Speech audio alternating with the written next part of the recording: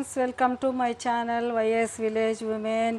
ఈరోజు అయితే ఒక మంచి చట్నీ అయితే చేశాను ఫ్రెండ్స్. టిఫిన్స్లోకి చూడండి ఎంత బాగుందో. టమాటా పల్లీల చట్నీ చూడండి ఎంత బాగుందో. ఇది ఎలా చేయాలో చూపిస్తాను ఫ్రెండ్స్. మా విలేజ్లో టిఫిన్ అంగడిలో చేసే చట్నీ అనమాట ఇది. చూడండి ఇది ఎలా చేయాలో చూసుకుందాము. చూడండి ఇడ్లీలోకి వేడి వేడి ఇడ్లీలోకి కనుక ఇలా కనుక వేసుకొని తింటే చాలా బాగుంటుంది ఫ్రెండ్స్, కమ్మగా.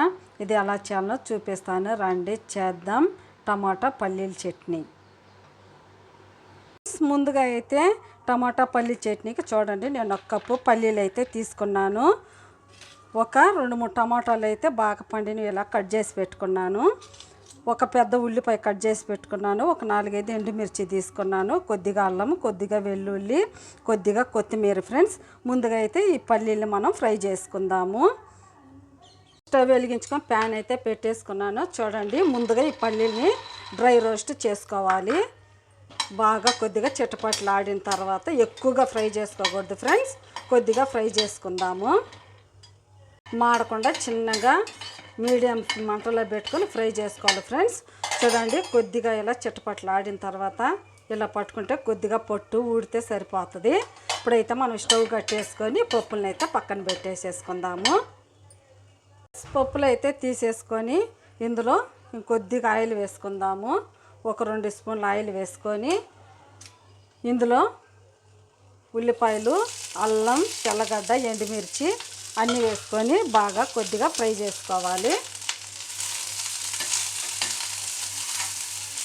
ఎక్కువ అయితే ఫ్రై అవ్వకూడదు ఫ్రెండ్స్, కొద్దిగా ఉడికితే సరిపోద్ది. ఇప్పుడు ఇందులోనే మనం టమాటాలు కూడా వేసుకుందాము. చూడండి కొద్దిగా ఫ్రై అయింది కదా, ఇప్పుడు ఇందులో టమాటాలు వేసుకుందాం. టమాటాలు కూడా ఇందులోనే వేసేసుకుందాము. ఇందులోనే కొత్తిమీర కూడా వేసేసుకోవాలి. బాగా కొద్దిగా ఉడికితే సరిపోద్ది ఫ్రెండ్స్, కొద్దిగా ఫ్రై చేసుకుందాం.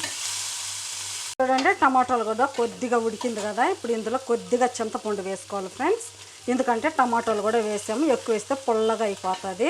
ఇప్పుడైతే స్టవ్ అయితే కట్టేసేసుకుందాము. కొద్దిగా చల్లారించి మిక్సీ పట్టేసుకుందాం ఫ్రెండ్స్. చూడండి కొద్దిగా అయితే చల్లారింది. ఇప్పుడు ఇవన్నీ మిక్సీలో వేసుకుందాము. చూడండి ఫ్రై చేసుకున్న పప్పును కూడా ఇందులో వేసేసుకోవాలి.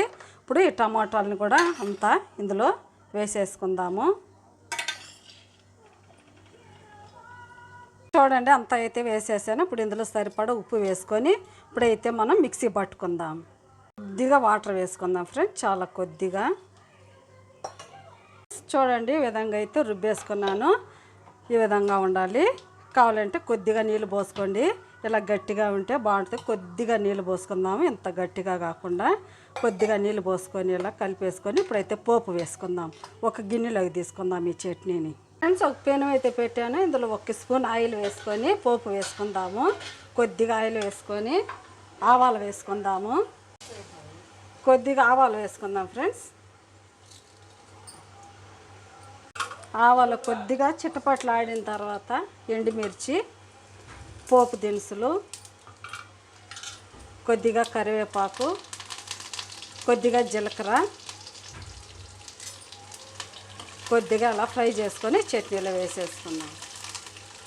చూడండి ఫ్రెండ్స్ తాలింపు కూడా వేగిపోయింది. ఇప్పుడైతే స్టవ్ కట్టేసుకొని చట్నీలో వేసేసుకుందాం. చూడండి చట్నీతో గిన్నెలోకి ఇలాగ వేసేసుకున్నాను. ఇప్పుడు ఈ తాలింపు అంతా ఇందులో వేసేద్దాము.